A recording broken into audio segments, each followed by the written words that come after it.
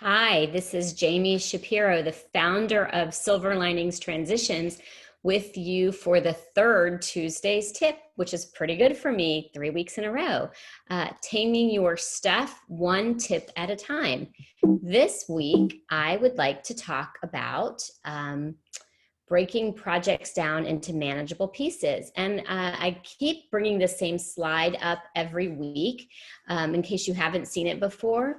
But I actually just read an article today on Swedish death cleaning, which will be something that I'll talk about in another Tuesday tip, maybe next week's. But one of the things that comes up a lot is that people accumulate a lot of stuff, and the solution for them is leaving it for their children to deal with because they just don't want to. And it's really unfair to ask your children to have to go through your belongings, especially if you've passed away. There'll be guilt involved. They'll have to take time off of work, but they also aren't going to know what your intentions were. They may not know everything that's going to be there, and things that you cherish may not end up where you want them to go. So we're going to talk about that another time, but this is not the solution. So if this is not the solution, I'm coming to you every week with something that will be. So why do we hold on to our stuff? This week, we're going to talk about becoming overwhelmed. And you know what, when we have a really big task to do, sometimes we just stay frozen. So I'm going to give you some tips to get you out of feeling frozen so that you can get some momentum and move on. I always like to say, and it's at the bottom of the slide, but I'm going to say it again, that perfect is the enemy of done. And if you think something needs to be done perfectly, you will never do it. So just repeat that mantra, perfect is the enemy of done, and just take a little bit of action.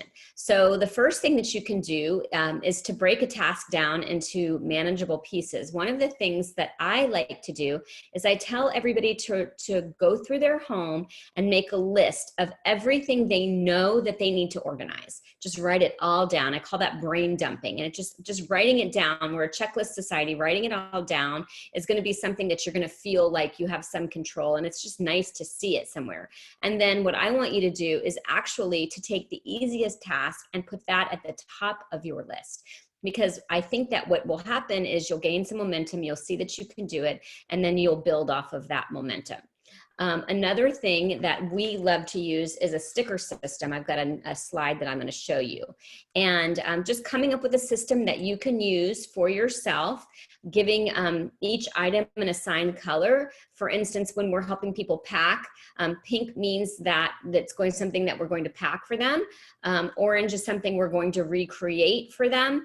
And yellow may be something that they are donating, and green may be trash. So if you just go through each room of your home and decide that you're going to do that each day. Again, breaking the task into manageable pieces. Another great one is from Peter Walsh. He's a professional organizer, used to be all over Rachel Ray and Oprah Winfrey. And he talks about doing the trash bag tango. So you set your timer for 10 minutes a day. You get 2 trash bags. One is for trash, one is for donation, and just 10 minutes a day, and you will be able to get through quite a bit. It's a little harder with COVID to donate things. There are still charities that are accepting things, but if they are not accepting things, you still need to have momentum, because it's not healthy for you to have an accumulation of things because you want them to go to the appropriate home. That's a great thing, and it's definitely a goal that we have with Silver Linings Transitions, but sometimes it just isn't possible. So letting go of that or suspending that, at least in this situation, is going to help you also gain momentum. And then, of course, we talked about breaking your home into zones, talking about having a system. 2 of my favorite methods of organizing are the KonMari Method. There's actually a Netflix special that you can watch on the magic art of tidying up. And she basically, and as does Peter Walsh, talks about thinking about the space and what you want for that space and how does it support your ideal lifestyle. So if you want to try the KonMari Method, you are supposed to gather like items together. You start with easy things like clothing, books, papers, and then sentimental. We never want to start with sentimental because we'll get stuck. So start with things that make an easier decision. You're supposed to pick up each item individually and think, does this spark joy? And if it makes you feel good when you hold it, then you keep it.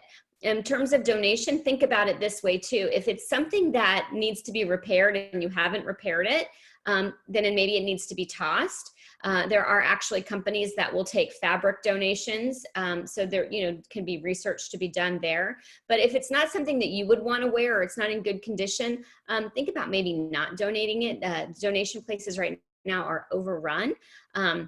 But I will also tell you that you will feel better when you have less stuff. The statistic that I hear, or the Pareto principle, is that we use 80% of our stuff 20% of the time. Or I'm sorry, vice versa, that we will use 20% of our belongings 80% of the time. So, be easy on yourself, recognize what you really, really do use. And this is a great way to make forward momentum. Another thing, two ideas that I like from Peter Walsh, he has a YouTube series, but he talks about when he does a child space, and he says that 100% of the time when he does a child space, their first reaction in that new space is to dance. And I think it's really important to remember that we want to feel freer, and we can't do that with a lot of stuff. And then another thing that's great is if you have a big collection of something, is to find the ones that you love the most and display those prominently.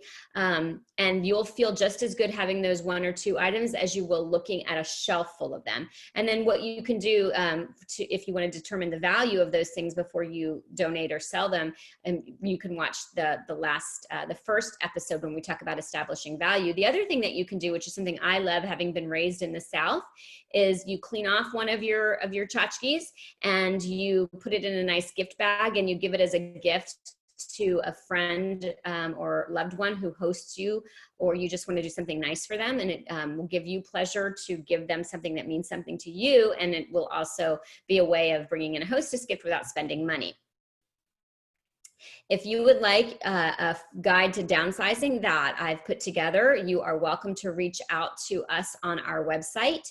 Do not use the contact us button. It's all sorts of trouble, but you can find our email address and our phone number, and we'd be happy to share this with you.